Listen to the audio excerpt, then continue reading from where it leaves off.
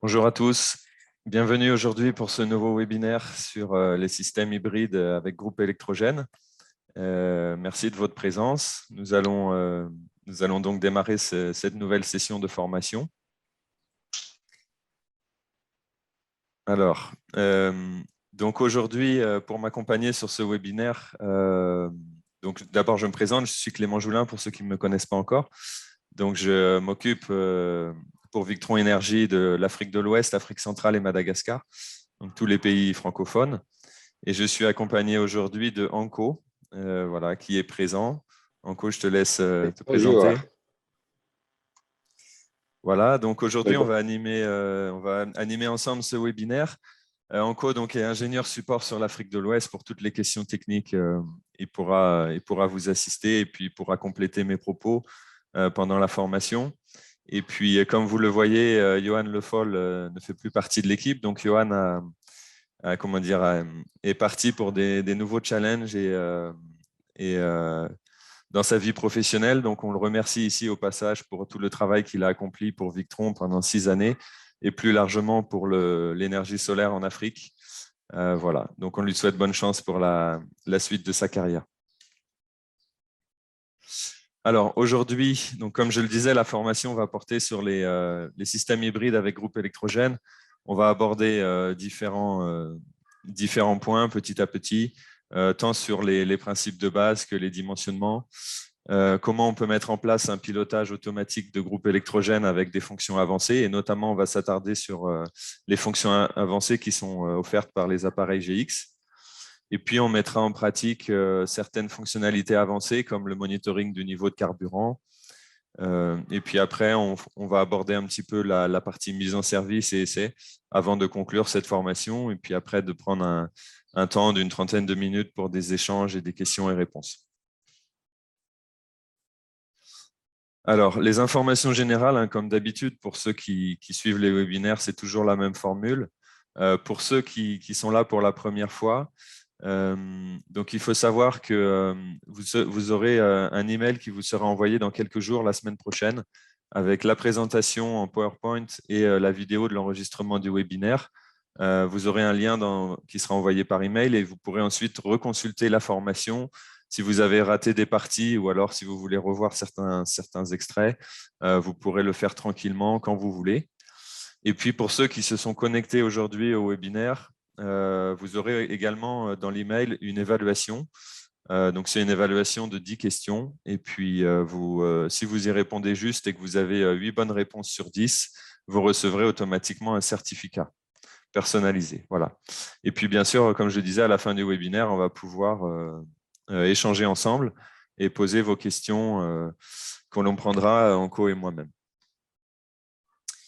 Alors, nous allons démarrer, comme d'habitude, avec la présentation de Victron Énergie. Je vais aller assez rapidement parce que beaucoup d'entre vous la connaissent déjà.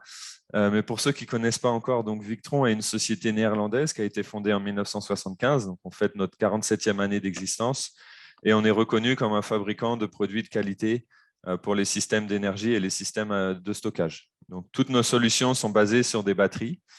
Et c'est vraiment notre cœur de métier. Donc, notre gamme couvre une large gamme de produits. On essaie d'être le plus large possible, à la fois sur les produits et aussi sur les puissances.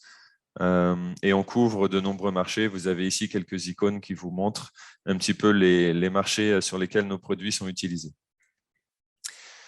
Donc, ce qui fait notre spécificité, c'est notre siège et toutes nos recherches et développements qui est fait en Hollande à travers 3 sites de recherche. On a en fait, la plus grosse partie de nos ressources humaines sont consacrées à la recherche et développement, ce qui nous permet de toujours innover avec des nouveaux produits et de maintenir aussi un niveau de qualité et de standard qui soit très, très élevé sur nos matériels et nos solutions. Donc, les produits sont fabriqués en Asie, principalement en Inde. Et après, on a un réseau de revente très large qui couvre presque tous les pays du monde. Qu'est-ce qui nous caractérise chez Victron? Comme je le disais, c'est plus de 45 années d'expérience. Donc, évidemment, une technologie de conversion électronique qui est très, très éprouvée et avec une électronique qui est réputée très robuste, avec voilà, des produits qui tiennent la route. Évidemment, depuis ce temps-là, on a des milliers et des milliers de références dans le monde. Vous avez par exemple ici une photographie d'un convertisseur qui a fonctionné sur un bateau pendant plus de 30 ans. On offre en standard sur nos produits, donc sur l'électronique, une garantie de 5 ans qui peut être portée, c'est optionnel, si vous le souhaitez, elle peut être portée à 10 ans moyennant un léger surcoût. Et bien sûr, nos produits sont adaptés aux conditions extrêmes puisque à la base, c'est des produits qui sont utilisés dans la marine et dans le milieu nautique. Donc, c'est des environnements qui sont très agressifs avec de l'environnement salin, de l'humidité, des gros écarts de température.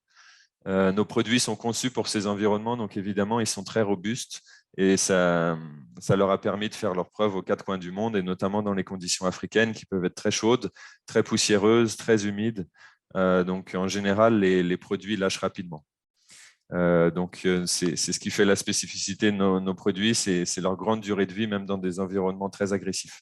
Et puis, évidemment, on a les certifications internationales qui permettent de démontrer la qualité et la performance des produits. Donc, sur l'Afrique plus spécifiquement, on essaye d'apporter le niveau de service le plus élevé possible à tous nos partenaires qui sont en Afrique. Donc, on a sélectionné un réseau de distributeurs agréés dans plus de 35 pays qui couvrent presque tout le continent. Donc, c'est tous les pays que vous voyez en bleu ici ont des réseaux de distributeurs. On offre un support technique de proximité et un service après-vente avec notamment la garantie 5 ans qui est mondiale. Et on n'exige pas de retour de produit en Europe. Donc, ça se fait via nos distributeurs en Afrique. Donc, si vous achetez un produit Victron à un distributeur qui est dans votre pays, vous pouvez à un moment ou à un autre le ramener pour faire un service dessus ou pour faire fonctionner la garantie. Donc, c'est vraiment un gros avantage avec nos produits. Et puis, on offre des formations régulières. Le webinaire aujourd'hui en est un exemple. Donc, comme je disais tout à l'heure, notre gamme est la plus large possible. L'objectif, c'est que pour vous, installateurs et professionnels de l'énergie solaire, c'est de trouver exactement le produit qui convient à votre application. Donc, on essaye d'avoir une très large gamme de puissance. On a presque la plus large gamme de puissance du marché. Et puis, on a aussi plein de types de produits différents qui correspondent exactement à l'application souhaitée, ce qui permet d'être compétitif en termes de prix et de répondre exactement à la demande du client. Donc là, vous avez sur cette slide un aperçu de tous les produits que l'on propose. Et il y en a encore pas mal d'accessoires qu'on n'a pas la place ni le temps de présenter ici. Du coup, toute cette large gamme de solutions permet de mettre en œuvre des systèmes de toute taille et pour tout type d'application. Donc, ça va aller sur tout à gauche, vous avez des tout petits systèmes en courant continu où on va simplement recharger une batterie et alimenter quelques charges en courant continu, jusqu'à tout à droite, les plus gros systèmes dits industriels où là, on est sur de la grosse puissance en triphasé, on va pouvoir aller jusqu'à 200 kW. Donc, ça, c'est plutôt utilisé en milieu industriel ou en milieu type mini-réseau. Et puis entre les deux, bien sûr, on a des applications résidentielles, tertiaires, avec des systèmes soit pur solaire, soit hybrides. Donc avec notre gamme, on peut couvrir tous ces besoins-là. Donc encore une fois, pour vous, en tant que professionnel, vous pouvez répondre à tout type de demandes en travaillant avec la gamme de produits Victron. Alors, on va rentrer tout de suite dans le sujet concernant les systèmes hybrides et on va démarrer par rappeler les principes de base d'un système hybride. Donc, aujourd'hui, la formation, ce qui va être couvert dans la formation, c'est les systèmes hybrides qui combinent un système solaire photovoltaïque et un générateur. Donc, c'est un système hybride bien spécifique. On a d'autres types de systèmes hybrides, comme des systèmes hybrides qui vont utiliser du photovoltaïque et de l'éolien, ou du photovoltaïque et une turbine hydraulique au fil de l'eau, ou ça peut être aussi un système hybride qui combine du photovoltaïque et le réseau. Mais dans ce cas de figure, le dimensionnement et les règles de paramétrage ne vont pas être exactement les mêmes. Donc vraiment là, aujourd'hui, on fait un focus sur les systèmes solaires hybrides avec générateur. Donc, le principe de ce type de système hybride, c'est de mixer en fait ce qu'on appelle une énergie flux qui est prioritaire avec une énergie stock qui est secondaire. Donc, le principe, c'est d'avoir l'énergie flux qui est utilisée en priorité puisque c'est l'énergie la moins chère. Donc, c'est une énergie flux, c'est une énergie renouvelable qui fluctuent et qui varient. Donc, typiquement, ça va être le soleil, ça peut être aussi le vent, ou ça peut être aussi un cours d'eau. Bon, là, dans notre cas de figure, ça va être le soleil avec le photovoltaïque. Et en fait, on utilise en appoint une source d'énergie stock qui, elle, peut être disponible à la demande, mais qui, évidemment, est plus onéreuse à utiliser. Donc, on essaie de l'utiliser la moins possible. Et on va dire tout l'art, la spécificité de réussir un système hybride solaire avec générateur, c'est d'avoir le bon dimensionnement pour que l'énergie solaire soit utilisée au maximum de ses capacités et que l'énergie du générateur, donc le carburant, soit utilisé le minimum possible, tout en ayant un équilibre, un bon équilibre du dimensionnement et en ayant bien sûr les charges et les applications qui sont toujours alimentées en énergie. Donc là, vous avez ici en dessous un petit diagramme qui montre les différents mix d'énergie, où on a en jaune l'énergie solaire qui est utilisée en direct, en bleu l'énergie solaire qui est utilisée à travers les batteries, et en vert l'énergie qui est fournie par le générateur. Et voilà, le système hybride va combiner ces trois sources d'énergie pour pouvoir alimenter la charge avec les différentes priorités. Et puis là, on retrouve ici les différentes répartitions en termes de production d'énergie de chaque source pour couvrir la consommation. Donc, le schéma type d'un système hybride avec groupe électrogène, il est le suivant. Donc, on a un système solaire classique. Donc, là, chez nous, Victron, ce sera un système solaire avec plutôt un régulateur MPPT, même si, bien sûr, on peut fonctionner avec des systèmes solaires en couplage AC, avec des onduleurs photovoltaïques. On a un banc de batterie pour le stockage, on a un onduleur chargeur et on va coupler un générateur. Donc, bon, dans la formation, j'utilise les différents mots, hein, GE, groupe électrogène, générateur, groupe. Tout ça, ça caractérise la même chose, hein, c'est un groupe électrogène. Donc, on vient le brancher ici sur l'entrée AC-in, donc de l'onduleur chargeur. Et sur la sortie AC-out, on a les charges électriques à alimenter. Donc, le principe du système hybride, c'est qu'on fonctionne la plupart du temps en autonome, c'est-à-dire que le solaire recharge les batteries et fournit aussi du courant en direct au convertisseur la journée. Et puis, si par exemple la nuit ou lors d'une période de mauvais temps, on a un déficit d'énergie et que nos batteries commencent à être trop déchargées, on va faire un allumage du groupe électrogène qui temporairement va alimenter les charges et on va utiliser l'excédent d'énergie que peut fournir le groupe pour recharger les batteries le plus rapidement possible. Et une fois que les batteries sont suffisamment rechargées, donc elles ont atteint un seuil d'état de charge suffisant, on va éteindre le générateur. Donc voilà, le principe est très simple. Donc l'allumage et l'arrêt du générateur peuvent être faits à la main, c'est-à-dire que l'utilisateur va avoir un signal qui lui indique que ses batteries sont trop faibles et il va aller manuellement allumer son générateur. Et puis ensuite, il aura un second signal qui lui indique que les batteries sont suffisamment rechargées, il va aller l'éteindre. Mais ce qui est plus optimisé, c'est bien sûr de le faire de manière automatique, puisque là, c'est l'intelligence du système Victron qui va commander l'allumage automatique du générateur quand il y en a besoin et son extinction quand il n'y en a plus besoin, ce qui va permettre de réduire les temps de fonctionnement du générateur et évidemment la consommation de carburant. Voilà, donc ça, c'est les principes de base.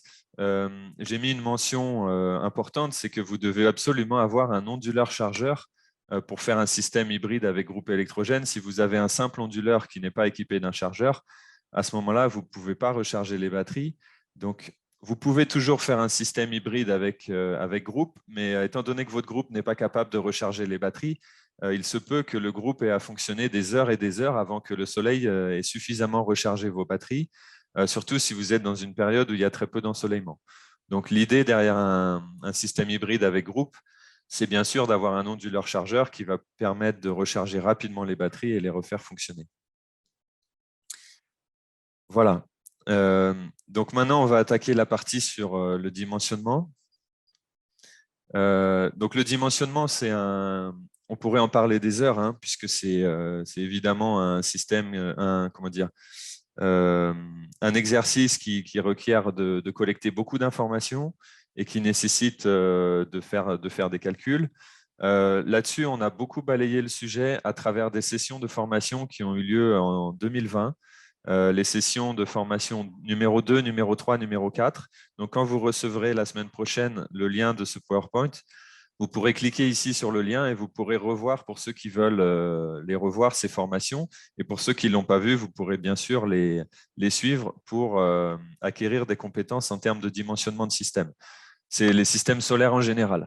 Donc, concernant les systèmes hybrides, le système hybride en fait est plus souple à dimensionner qu'un système en pur solaire, puisque comme on l'a dit tout à l'heure, on s'appuie sur un générateur qui est disponible à la demande.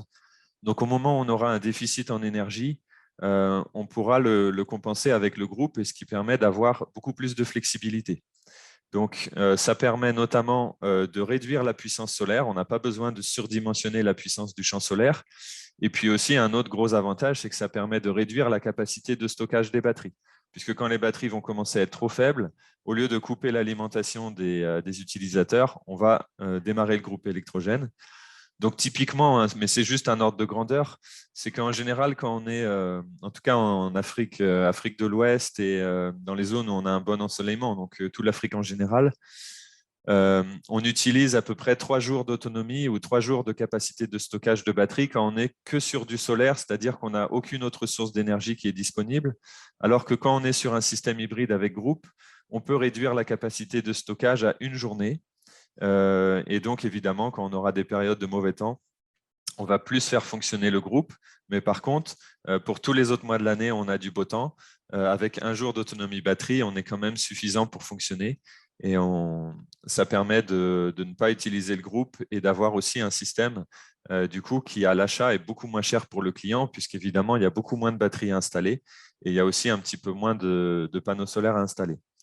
Donc là aussi, par rapport au dimensionnement du champ solaire, souvent quand on est en pur solaire, on dimensionne sur le minimum d'ensoleillement annuel, donc on prend le mois le plus défavorable de l'année et on calcule la puissance de notre champ solaire sur cette base. Alors que quand on est sur un système hybride, là aussi, c'est un choix que vous allez avoir à faire, mais généralement, ce qu'on fait, c'est qu'on se positionne plutôt sur la moyenne d'ensoleillement annuel et on ne prend pas forcément le mois le plus défavorable. Donc là, on aura du coup par effet un champ solaire qui sera un petit peu moins grand et donc un investissement qui sera un petit peu moins lourd pour l'acquéreur. Un autre intérêt des systèmes hybrides avec groupe électrogène, c'est que c'est évolutif dans le temps. Donc, vous pouvez aussi, si le budget du client est trop restreint, vous pouvez réduire le dimensionnement du système solaire avec stockage. Du coup, le groupe va fonctionner plus souvent, va fonctionner plus longtemps, va consommer plus de carburant. Mais petit à petit, au fur et à mesure du temps, vous pouvez rajouter des panneaux et vous pouvez rajouter de la capacité de stockage. Alors évidemment, c'est à faire dans les règles, hein. Si c'est du plomb, il faut le faire dans la première année. Il ne faut pas attendre plus longtemps. Par contre, si c'est du lithium, vous pouvez le faire au fur et à mesure. Il n'y a pas de contre-indication. Et petit à petit, vous allez augmenter le taux de couverture en solaire et vous allez réduire la demande sur le groupe électrogène. Donc, ça permet aussi une évolutivité. Alors, concernant le choix du générateur, une règle empirique qui est souvent donnée et qui permet de simplifier les choses, c'est qu'on recommande souvent d'utiliser un générateur qui est 1,5 fois plus puissant que le convertisseur. Donc, si par exemple, vous avez dimensionné un système sur lequel vous êtes arrivé par calcul à avoir besoin d'un convertisseur de 10 kVA, on va recommander d'utiliser un groupe électrogène de 12 kVA. Mais ça, c'est une règle empirique, c'est juste un calcul très simple. Et souvent, il est préférable de dimensionner de manière plus précise le groupe électrogène suivant les contraintes spécifiques du projet. Alors là, on ne va pas pouvoir balayer tout ça parce que c'est trop long, mais ça va dépendre des charges que vous avez à alimenter, ça va dépendre si vous êtes en monophasé ou en triphasé, ça va dépendre de plein de critères. Mais vous pourrez être amené à utiliser un générateur plus petit ou plus gros. Ça dépendra des contraintes spécifiques. Et après, quant au choix du groupe électrogène, là aussi, il y a une grande variété de solutions qui sont disponibles sur le marché. Suivant les critères que vous allez poser et suivant le budget du client, vous allez aussi choisir différentes solutions, notamment concernant la vitesse de rotation du groupe. Il y a des groupes de 1500 tours minute, il y a des groupes de 3000 tours minute. Le carburant, si c'est essence ou diesel, le type de régulation. On a des groupes qui ont des régulations qui sont électroniques, donc qui sortent une tension qui est beaucoup plus stable. La sortie, triphasé ou monophasé, il y a plein de paramètres que vous allez évaluer suivant les caractéristiques du projet. Si vous travaillez, et ça arrive assez souvent, si vous travaillez sur un projet où le client a déjà un groupe électrogène et il l'utilise il l'utilise pour alimenter ses charges. Ce qu'on conseille, c'est de refaire le dimensionnement du convertisseur, non pas à partir du groupe électrogène, mais à partir des charges à alimenter. Et pour ça encore, vous pouvez vous appuyer sur les sessions de formation qu'on avait données et qui donnent toutes les règles de dimensionnement du convertisseur. Il vaut mieux faire ça que de dimensionner par rapport au groupe électrogène, parce que si ça se trouve, le dimensionnement du groupe électrogène a été erroné, il a été surdimensionné ou sous-dimensionné. Évidemment, si vous dimensionnez votre convertisseur par rapport au groupe et que celui-ci est mauvais, vous allez aussi avoir des difficultés et des problèmes. Donc, il vaut mieux reprendre depuis la base à partir de toutes les charges qui sont à alimenter. Une autre fonction importante et qui joue dans le dimensionnement d'un système hybride avec groupe électrogène, c'est ce qu'on appelle chez Victron la fonction Power Control. Donc, c'est une fonction qui est très intéressante puisqu'en fait, elle permet d'optimiser au mieux le fonctionnement du groupe électrogène. Le principe, c'est qu'on a, du coup, quand le groupe fonctionne, on a deux choses qui sont faites en même temps. C'est qu'on alimente les charges électriques et en même temps, on recharge les batteries. Le principe, c'est que la priorité est donnée aux charges. Et donc, l'excédent et l'excédent de production du groupe électrogène est utilisé pour recharger les batteries. Et tout ça est fait de manière dynamique et est calculé par le convertisseur. Donc, si vous avez par exemple un groupe électrogène de 10 kVA et que vous alimentez des charges qui, à l'instant T, consomment 3 kVA, il vous reste 7 kVA de réserve de puissance pour charger les batteries. Donc, le convertisseur va utiliser cette réserve de puissance pour les recharger le plus vite possible.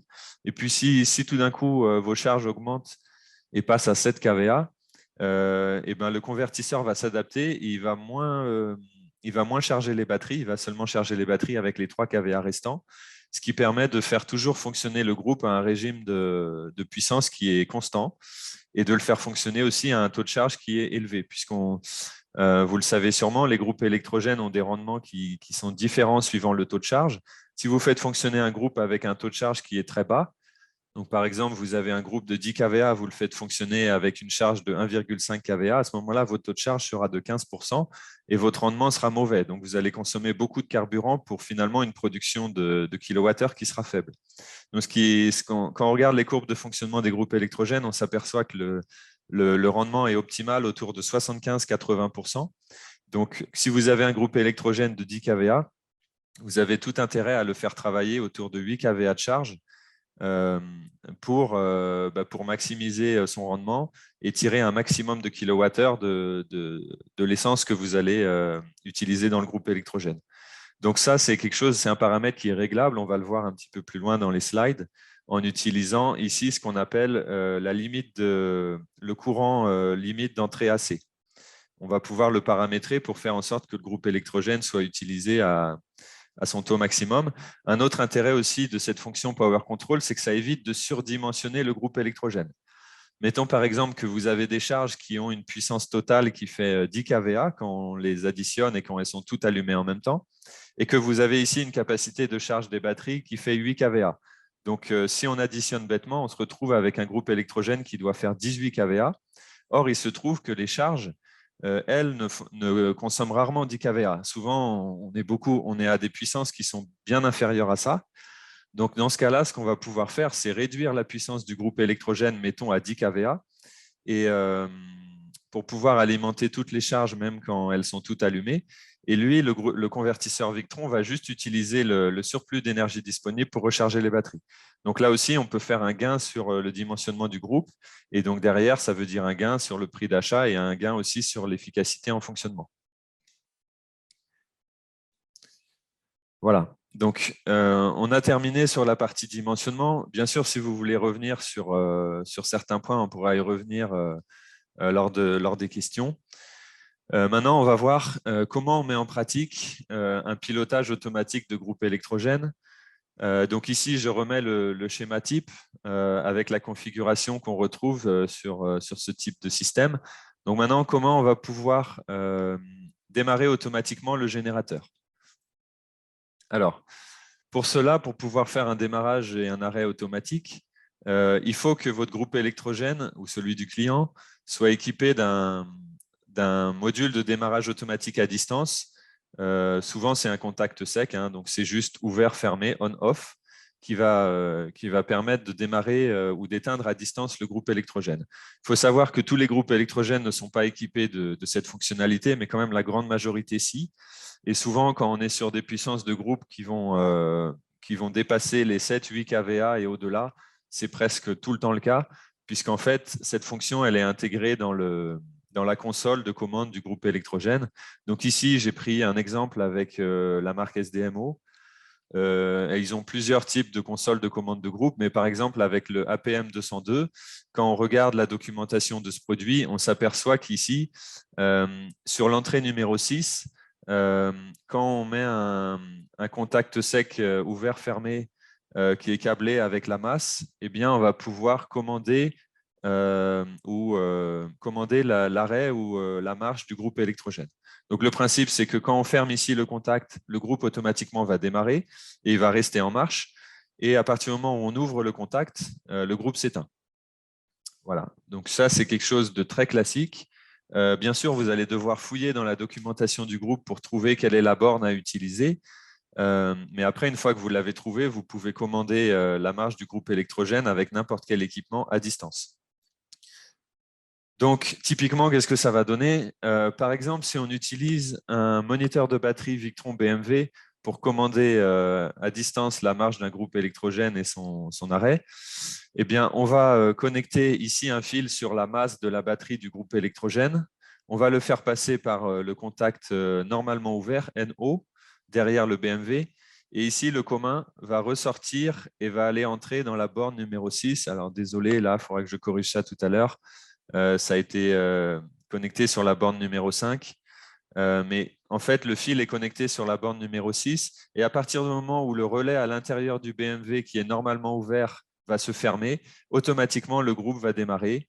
Et à partir du moment où le groupe démarre, le convertisseur chargeur va le détecter et va commencer à charger les batteries et va aussi renvoyer le groupe vers les consommateurs.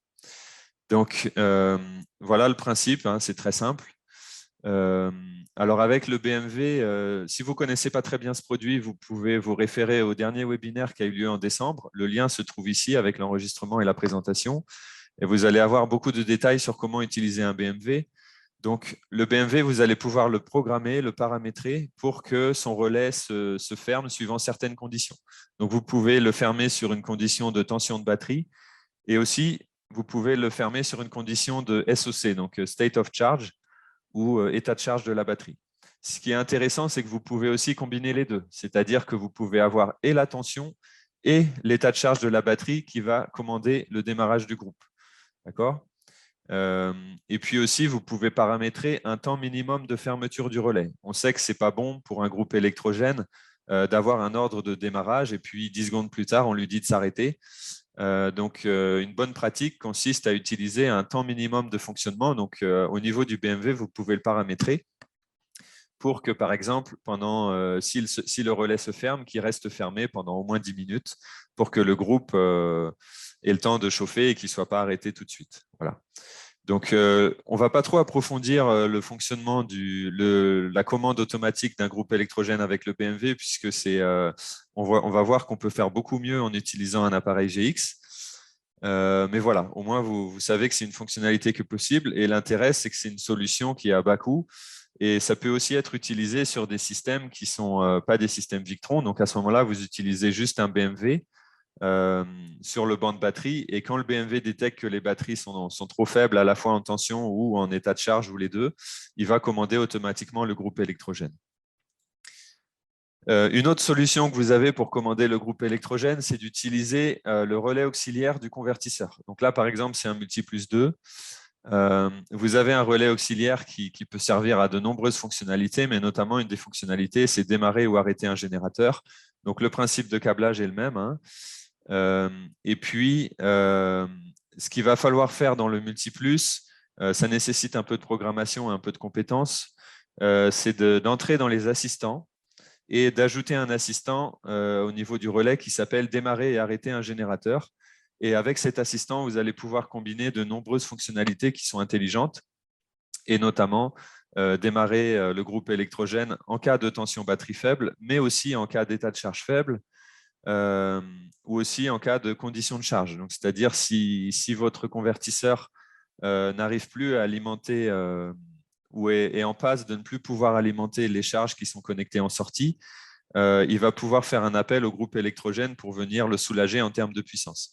Donc, avec cet assistant, vous allez pouvoir paramétrer des fonctions de démarrage de groupe qui sont intelligentes et qui permettent une nouvelle fois d'optimiser le fonctionnement du groupe et de l'utiliser que quand nécessaire. Et puis enfin, la troisième variante, et c'est la plus intéressante, c'est celle qu'on va approfondir aujourd'hui, c'est d'utiliser l'appareil GX pour piloter le groupe électrogène. Donc, c'est une solution qui est très puissante, qui est très complète. Et donc, c'est la solution qui est préférentielle par rapport aux deux autres qu'on a présentées ci-dessus. Donc, pour cela, on utilise le relais 1 du Cerbo GX ou de l'appareil GX. Et on va pouvoir combiner de nombreuses fonctionnalités et de nombreuses conditions pour démarrer ou arrêter le groupe électrogène. On a aussi des compteurs qui permettent de mesurer les temps de fonctionnement du groupe. Et l'intérêt aussi du Cerbo GX, c'est qu'on va pouvoir associer des capteurs qui vont apporter des informations supplémentaires sur le groupe électrogène. Donc, juste pour faire un petit rappel, quand on parle chez Victron d'appareil GX, ça couvre une large gamme d'appareils. Donc, l'appareil numéro 1, ça va être le Cerbo GX, c'est celui qui est ici sur votre gauche. C'est l'appareil qui est vraiment que l'on préfère que vous utilisiez, puisque c'est l'appareil le plus puissant et le dernier sorti en date. Donc, il permet d'offrir de nombreuses fonctionnalités. Mais quand on parle d'appareil GX, ça couvre aussi le Color Control GX, le Venus GX, l'Octo GX, tous les appareils GX qui sont intégrés dans les Multiplus et dans les Easy Solar. Donc, toutes les fonctionnalités que je vais présenter là dans les slides qui suivent sont couvertes par ce type d'appareil GX.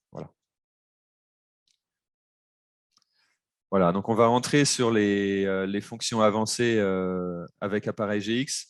On est à peu près à 30 minutes en cours. Je ne sais pas si tu as peut-être quelques commentaires à faire ou s'il y a des questions qui reviennent souvent dans les questions-réponses. Ça va bien, je suis bien occupé avec répondre aux questions. Non, il y a une chose à ajouter pour le moment. Ça va bien, merci. Ok, très bien. Merci Anko. Donc, on va continuer à dérouler et puis on échangera après sur les questions. Donc là, on va voir maintenant quelles sont les fonctions avancées qu'offre un appareil GX pour le pilotage d'un groupe électrogène. Donc, la première chose à faire, quand vous avez l'appareil GX qui est installé sur le site et que vous avez câblé tous vos équipements et que vous avez câblé le démarrage automatique du groupe, ça va être d'entrer donc sur l'écran de contrôle et puis d'aller dans Paramètres, vous allez dans Relais et vous affectez la fonction du relais 1 sur Démarrer et arrêter un générateur, puisque le relais 1 peut être utilisé pour différentes fonctions et par défaut, il est paramétré comme relais d'alarme. Qu'est-ce que ça veut dire, relais d'alarme? Ça veut dire que dès que votre système remonte une alarme, par exemple vos batteries sont faibles ou par exemple la température du convertisseur est trop élevée ou une autre alarme, il peut y en avoir beaucoup. À ce moment-là, le relais du Cerbo GX, le relais 1, va se fermer. Et cette alarme, elle peut servir à, par exemple, à allumer un voyant rouge ou une sirène, un signal sonore qui va indiquer à l'utilisateur qu'il y a une alarme sur le système. Alors nous, ce n'est pas ce qu'on va utiliser. Ce qu'on va affecter, c'est arrêter et démarrer un générateur pour le relais 1. Donc, on sélectionne cette option. Et à partir de ce moment-là, on va pouvoir accéder aux fonctions avancées de pilotage de groupe électrogène. Donc, une fois qu'on a affecté ça, on revient dans Paramètres et on va dans un menu dédié qui s'appelle Arrêter, démarrer générateur.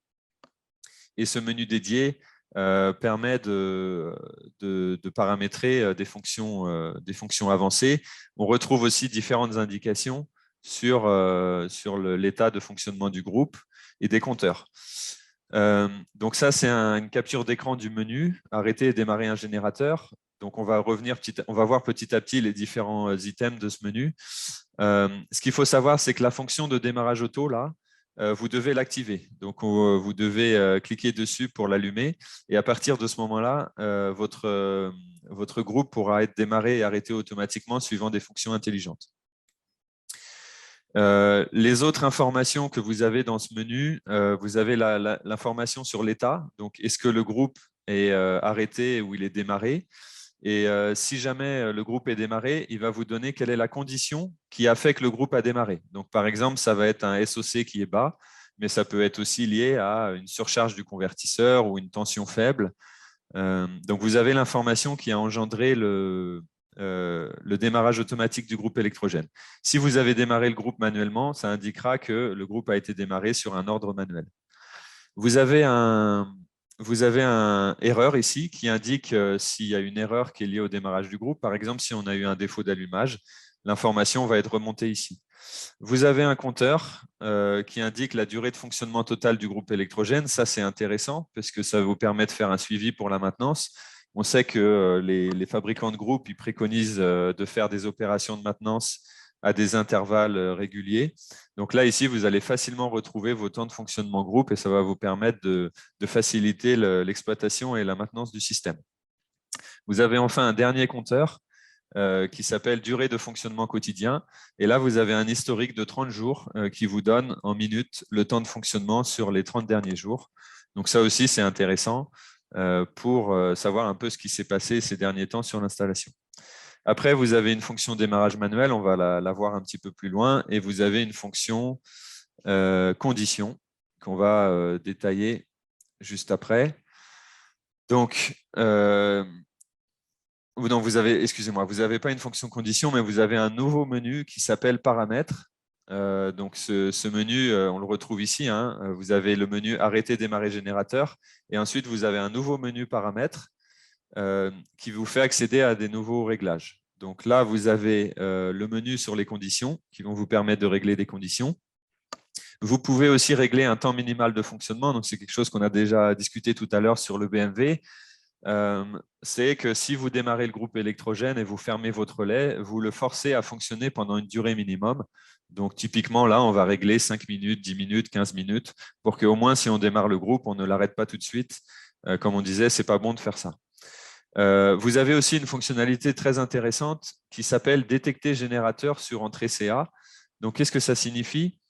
Quand on active cette fonctionnalité, à partir du moment où le Cerbo GX va donner l'ordre de démarrer le groupe électrogène, à ce moment-là, le multiplus ou le quattro, hein, les convertisseurs, vont détecter s'il y a une tension sur l'entrée CA. S'il n'y a pas une présence de tension, l'information va être remontée au Cerbo GX et le Cerbo GX va se rendre compte qu'il y a un problème puisque soit le groupe n'a pas démarré, soit le groupe a démarré, mais il n'est plus connecté sur l'entrée du multiplus ou du quattro parce que, par exemple, un disjoncteur a sauté ou alors un câble est sectionné. Donc, en fait, cette information est très intéressante puisque ça va nous permettre de remonter une alarme au niveau du Cerbo GX et éventuellement aussi, si on le paramètre, d'envoyer un email. Donc, ça, c'est très intéressant de le faire puisque sur un système hybride avec groupe, on sait que le groupe est utilisé comme secours, il est utilisé comme source d'appoint. Et si jamais le groupe fait défaut et ne démarre pas, le système risque de couper dans les minutes ou dans les heures qui suivent. Donc, c'est très intéressant d'en être averti, soit par mail ou soit par une alarme quelconque. Donc, ça, c'est une fonctionnalité qui est très intéressante à utiliser et très puissante. Alors ensuite, quand on va dans le menu conditions, ici, on va avoir accès à différentes conditions, justement, qui vont nous permettre de démarrer ou arrêter le groupe électrogène. Donc là, on va approfondir cette fonctionnalité. Donc, quand on va dans conditions, on a différentes conditions qui sont disponibles. Alors, elles sont toutes listées ici. Ça peut être une condition d'état de charge de batterie, une condition de courant de batterie, une condition de tension de batterie, une condition de charge CA. Donc, charge CA, c'est la demande en électricité des équipements alimentés, une condition de température élevée du convertisseur et une condition de surcharge du convertisseur. Donc, chaque condition, vous allez pouvoir décider si oui ou non vous voulez les utiliser pour démarrer votre groupe électrogène. Donc, typiquement, la condition qu'on utilise le plus, c'est l'état de charge de la batterie. Donc, quand on va dans le sous-menu SOC batterie, on retrouve cet écran ici. Et donc, on va pouvoir ici décider si oui ou non on veut utiliser l'état de charge de la batterie pour démarrer ou arrêter le groupe. Donc là, j'ai cliqué sur oui, j'ai activé. Et là, on va pouvoir paramétrer des différents seuils qui vont indiquer à partir de quel niveau de batterie on va démarrer le groupe et à partir de quel niveau de batterie on va éteindre le groupe. Là, vous voyez aussi qu'on a ce qu'on appelle les heures calmes. qui sont des conditions, des seuils d'état de charge de batterie qui sont différents. Et on va voir dans la slide d'après à quoi correspondent les heures calmes. Mais donc, si on simplifie les choses et qu'on ne se focalise pas sur les heures calmes, ici, on voit que le groupe a été programmé pour que le Serbo GX a été programmé pour que le groupe démarre si l'état de charge de batterie est inférieur à 50% et le groupe s'arrête quand l'état de charge de la batterie est supérieur à 80%. Voilà.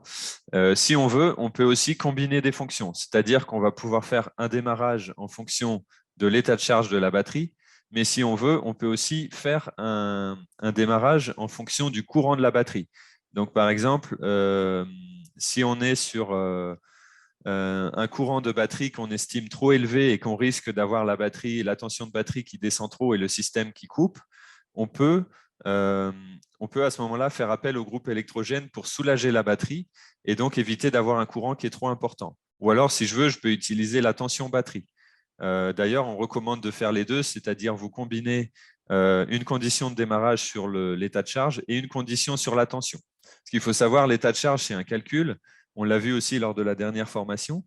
Et parfois, le calcul de l'état de charge de batterie, il est incertain et des fois, on peut voir des sauts importants sur l'état de charge de la batterie, brutalement l'état de charge qui descend ou qui monte de 10 ou 20% ou 30%, surtout quand les batteries commencent à être un peu usées.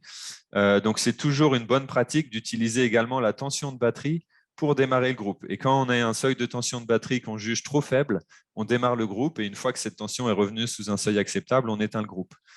Une autre fonctionnalité intéressante, ça peut être d'utiliser une température élevée du convertisseur. Donc, typiquement, ou par exemple une charge CA. Typiquement, ce qui va se passer, c'est que si vous avez un convertisseur, mettons, de 10 kVA, et que vous surchargez ce convertisseur, mettons avec 12 kVA, le convertisseur va être capable d'alimenter ces charges-là, mais pas pendant un temps indéfini. Au bout de quelques minutes, 10 minutes, 20 minutes, 30 minutes, ça dépend de la température ambiante, il va surchauffer et il va s'éteindre. Donc, ce que va faire le convertisseur, c'est qu'à partir du moment où il est en surcharge, il va envoyer un alarme, un avertissement plutôt. Et cet avertissement, le Serbo GX peut l'utiliser pour démarrer le groupe électrogène. Donc, ça aussi, c'est une manière très pratique d'utiliser le groupe en ajout de puissance pour éviter que le convertisseur ne soit en surcharge et risquer que le système se coupe complètement et que l'utilisateur se retrouve dans le noir.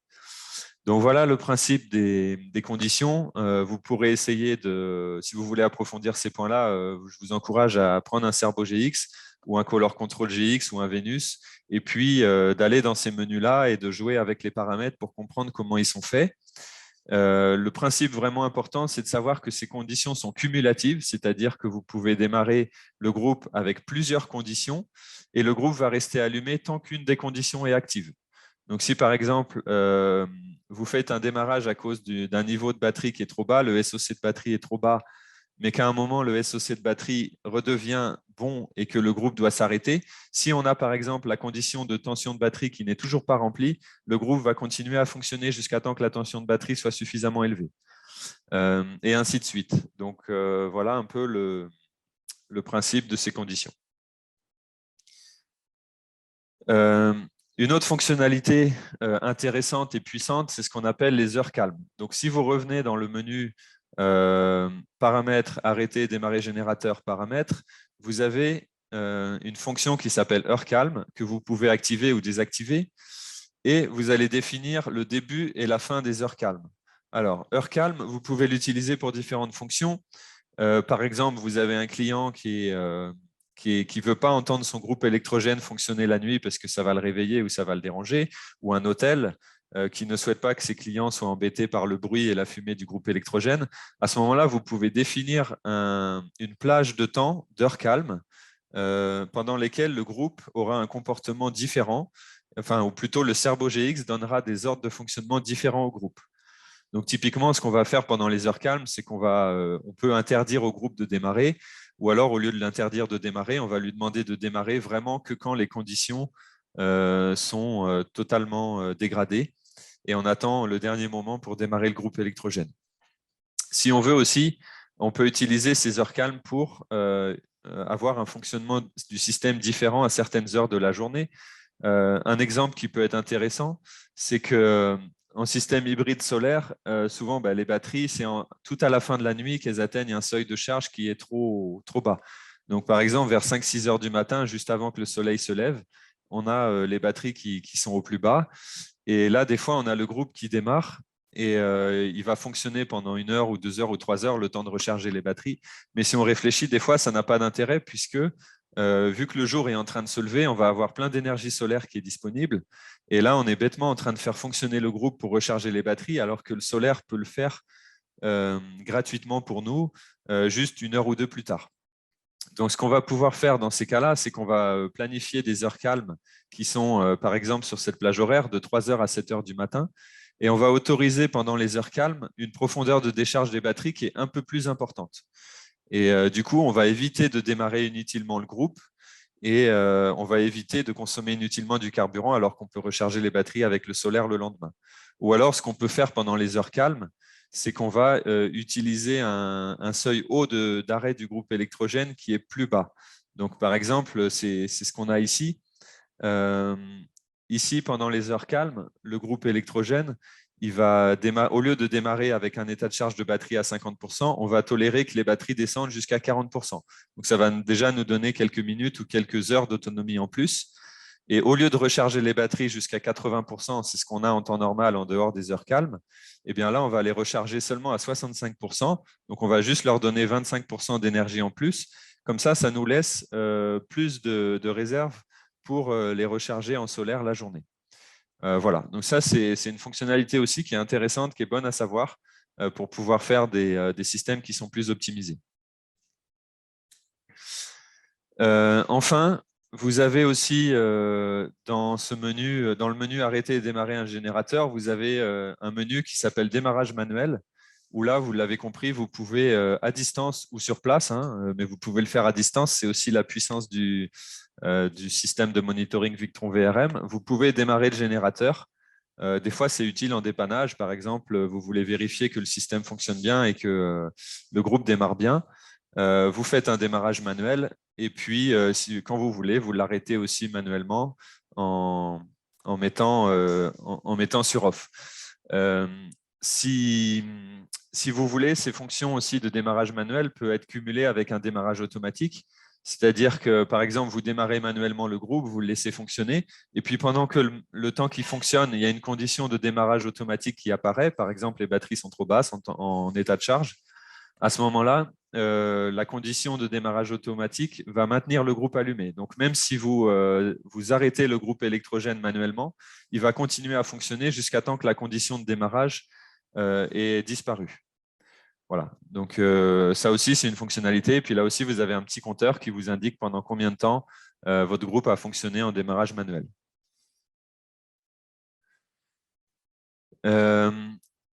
Une dernière chose qui est aussi quelque chose que vous pourrez être amené à utiliser, c'est ce qu'on appelle une exécution automatique.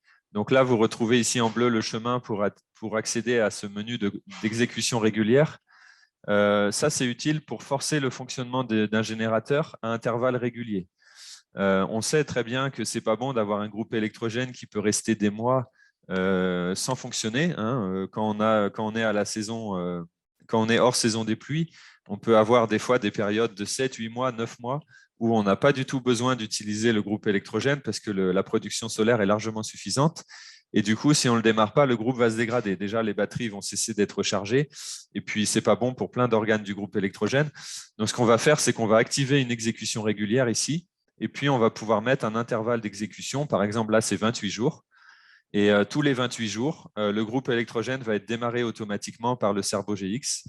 Et il va fonctionner pendant 1 heure de démarrage et une durée d'exécution. Donc là, on va faire fonctionner automatiquement le groupe pendant 2 heures à l'heure désirée. Si on veut aussi, on peut définir une date de démarrage de cette exécution automatique. Si on ne veut pas le faire tout de suite, mais on veut le faire seulement dans quelques mois, eh bien, on paramètre la date ici, et puis on paramètre l'heure de démarrage et la durée de fonctionnement.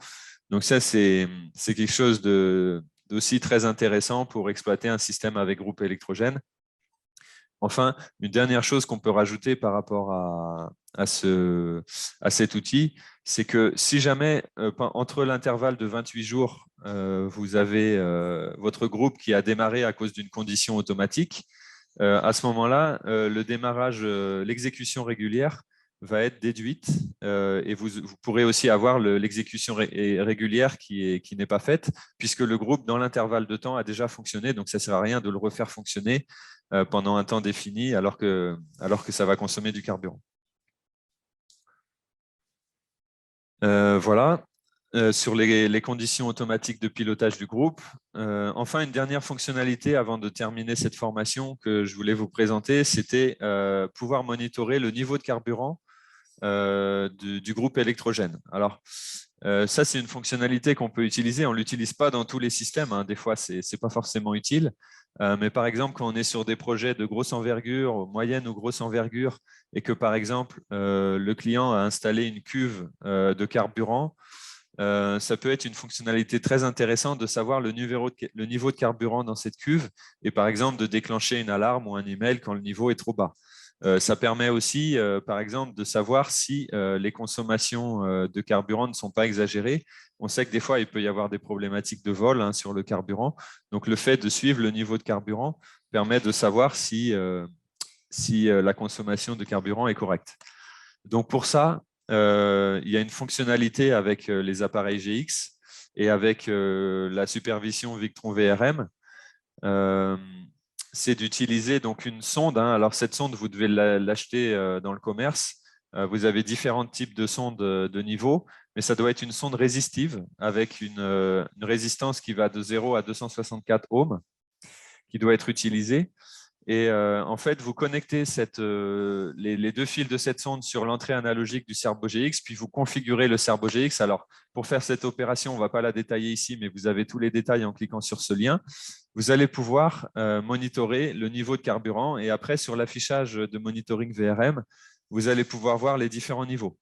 Donc là, c'est une capture d'écran sur un système qui est assez avancé. Hein. On a des niveaux d'eau, des niveaux d'huile et on a ici le niveau de carburant. Et on va avoir la jauge qui est remontée ici sur la supervision. Et vous voyez que c'est très, très intéressant aussi.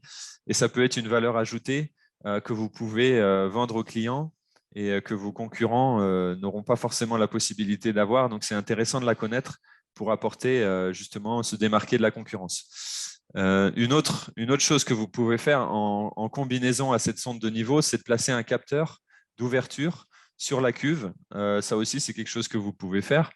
Vous remontez ce capteur sur le Serbo GX et à partir du moment où la cuve est ouverte, vous avez un avertissement qui est enclenché. Donc, ça peut permettre à l'exploitant du système de savoir qu'on est en train de refaire le plein sur la cuve et si ce n'était pas prévu, de savoir que la cuve a été ouverte. Voilà. Enfin, une autre partie qui est très importante et très intéressante, et je pense que c'est toujours bien d'approfondir ça ensemble, c'est la partie mise en service et essai. Donc ça, c'est une règle générale pour tous les systèmes, hein, mais là, en l'occurrence, sur les systèmes avec groupe électrogène, ce qu'on recommande, c'est de faire des tests et des essais lors de la phase de mise en service. Donc, évidemment, la chose à ne pas faire, c'est juste de brancher le groupe, de connecter le démarrage automatique et de ne pas tester les fonctionnalités et de quitter le site sans avoir vérifié si tout ça fonctionnait.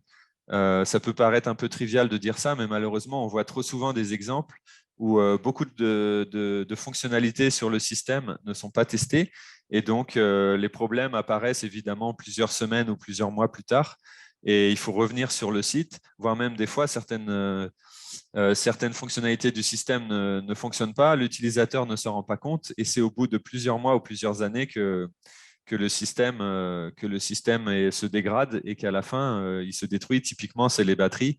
Quand on va avoir un fonctionnement du groupe électrogène en appoint qui n'est pas satisfaisant, les batteries ne vont pas être correctement rechargées, donc elles vont descendre plus profondément en profondeur de décharge. L'utilisateur, lui, ne va pas s'en rendre compte parce qu'il est toujours alimenté en énergie, mais le système va continuer à fonctionner, mais c'est seulement au bout de quelques mois qu'on va s'apercevoir que les batteries ont souffert et évidemment, il est trop tard. Donc, on doit remplacer tout un banc de batteries. Évidemment, le client n'est pas très satisfait et puis ça coûte beaucoup d'argent. Donc, c'est très important dans la phase de mise en service de faire les essais. Donc ici, je vous ai mis une checklist, hein, elle n'est pas du tout exhaustive, mais ça donne déjà des idées. Évidemment, la première chose à faire, c'est de tester le démarrage automatique du générateur. Donc, vous prenez le Servo GX, vous utilisez la fonction de démarrage manuel, et quand vous l'activez, vous allez entendre le petit clic du relais numéro 1 qui se ferme, et vous vérifiez bien évidemment que le générateur démarre. Ça, c'est la première chose.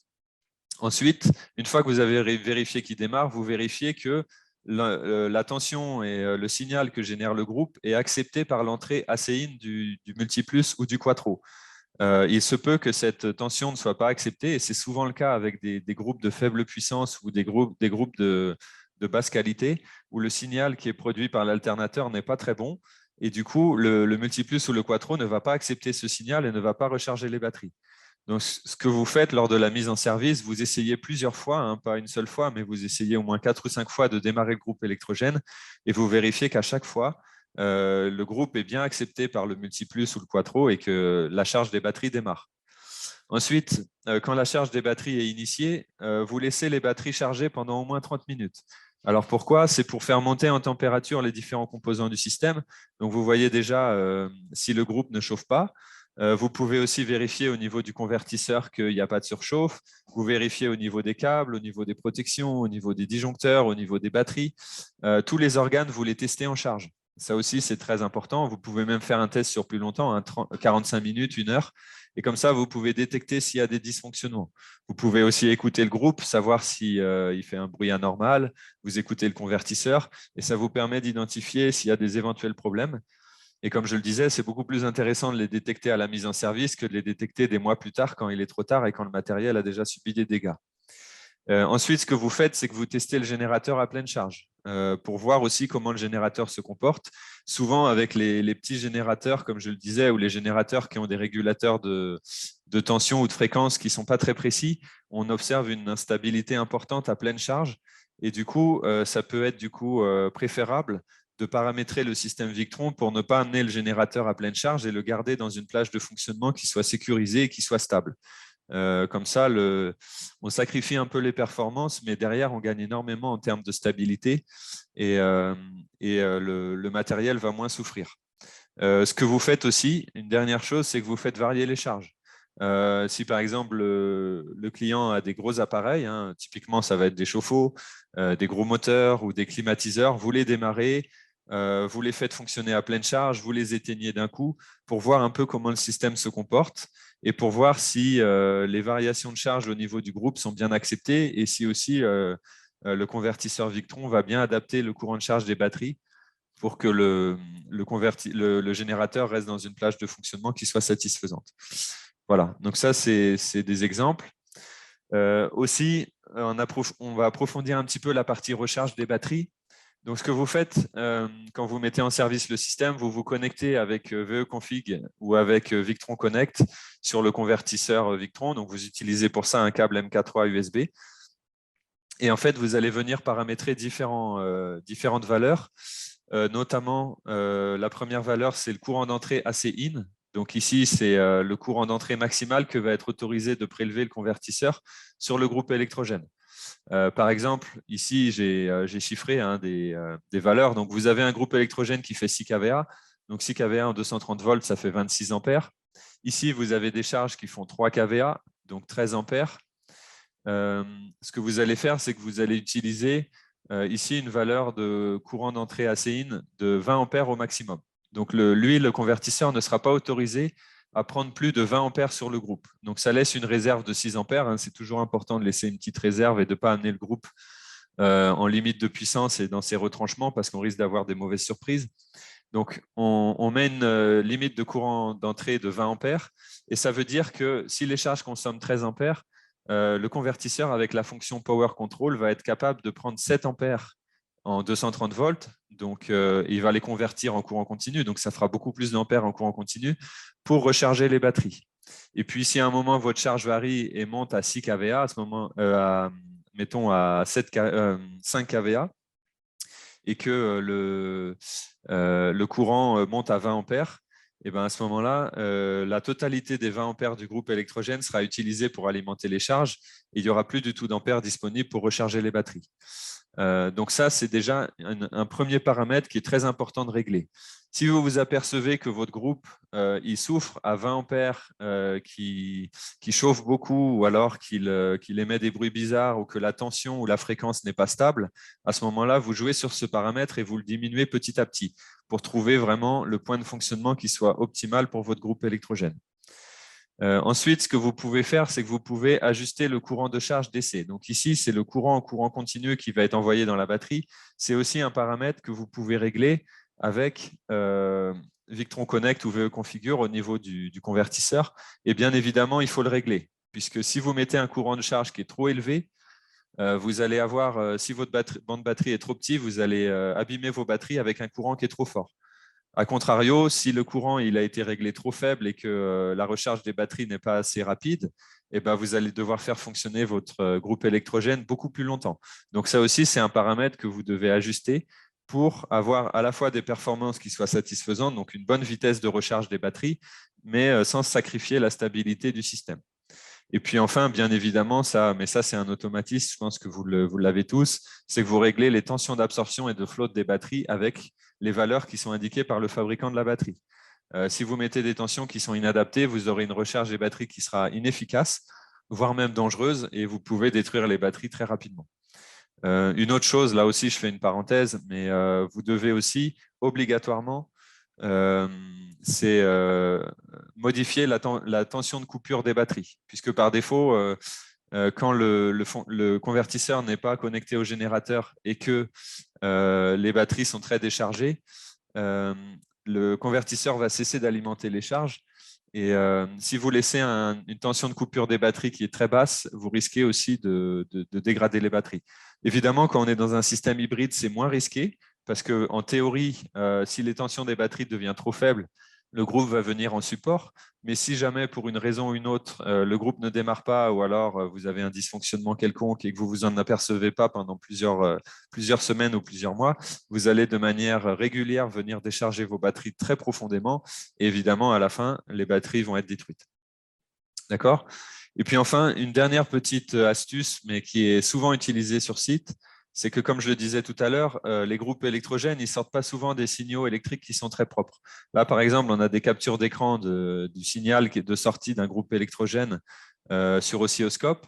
Là, quand on n'a aucune charge, on a une courbe qui est un petit peu en pointe avec des variations bizarres. Et là, quand on est en pleine charge à 100% sur le groupe, on a une courbe qui est presque carrée. Donc évidemment, le convertisseur ne va pas trop aimer ce type de courbe et il se pourrait qu'il rejette le groupe électrogène. C'est-à-dire que le groupe fonctionne, vous avez une tension en entrée, mais le signal n'est pas assez propre ou la tension n'est pas assez stable. Et du coup, le convertisseur la refuse, donc il se déconnecte ici au niveau du contacteur AC in.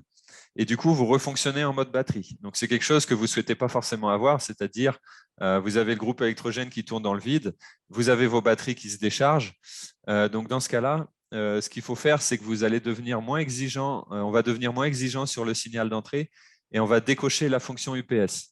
Quand on décoche la fonction UPS, à ce moment-là, il y a beaucoup plus de chances que le convertisseur accepte le groupe électrogène, même si son signal n'est pas très propre. Deuxième chose que vous pouvez aussi cocher, c'est entrée assez dégradée. Ça va vous aider à recharger les batteries, même si le signal d'entrée n'est pas très propre. Et enfin, une dernière fonctionnalité que vous pouvez cocher, c'est le limiteur de courant dynamique. Alors, le limiteur de courant dynamique, qu'est-ce qu'il fait? Je vais expliquer très brièvement.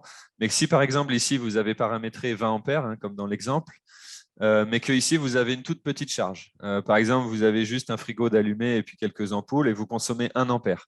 Le groupe, lui, il donne seulement 1 ampère à la charge. Mais si d'un coup, vous allumez des gros équipements ici et que l'ampérage appelé monte tout de suite à 20 ampères, le groupe électrogène va très rapidement devoir fournir ces 20 ampères et il se peut qu'il soit instable en termes de tension et de signal. Et donc, à ce moment-là, le convertisseur va refuser le groupe électrogène et on va basculer en mode batterie. Donc, tout ça, c'est très brutal puisqu'on a une grosse charge ici qui passe en mode batterie.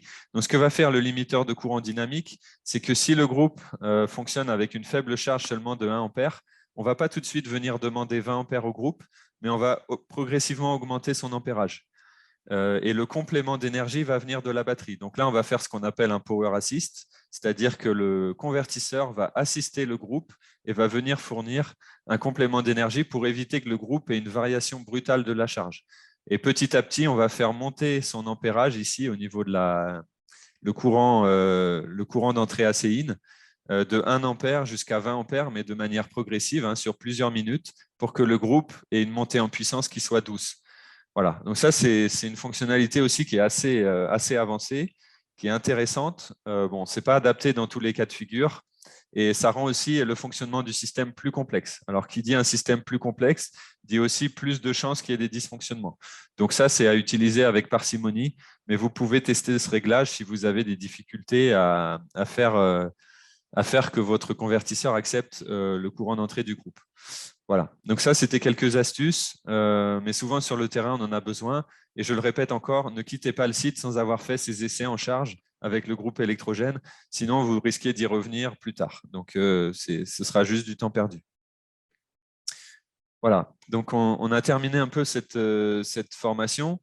Juste pour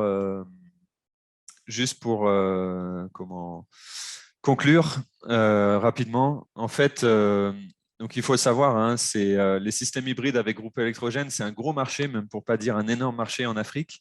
On a énormément de gens qui utilisent des groupes au quotidien ou alors qui ont du solaire mais qui utilisent un groupe en appoint. Et comme on l'a vu, c'est un système qui présente beaucoup d'intérêt parce qu'il évite de surdimensionner trop les batteries et les panneaux solaires. Donc c'est vraiment une application qui est très très courante et que vous rencontrez sûrement presque au quotidien. Donc là-dessus, la solution Victron permet un pilotage intelligent et optimisé du groupe. Et les avantages et les bénéfices pour vos clients, c'est que ça va réduire le temps de fonctionnement du groupe, donc ça va réduire l'usure et ça va réduire la consommation de carburant. On voit aussi qu'on peut optimiser le taux de charge de fonctionnement du groupe, donc on augmente son efficacité et on récupère plus d'énergie pour un même litrage de carburant. Donc ça, c'est un atout. Et puis enfin, la supervision Victron VRM offre des fonctionnalités uniques pour la gestion et l'exploitation d'un groupe électrogène. Donc on l'a vu, c'est la remontée d'alarme quand le groupe n'a pas démarré ou alors il a démarré mais il n'est plus connecté au convertisseur. C'est de pouvoir monitorer à distance le niveau de la cuve. C'est la remontée de différentes alarmes et différents compteurs sur le fonctionnement du groupe. Donc tout ça, c'est des outils à valeur ajoutée qui permettent aux clients de mieux exploiter son système, de réduire ses coûts et du coup, à la fin, d'être plus rentable et plus économique dans la durée.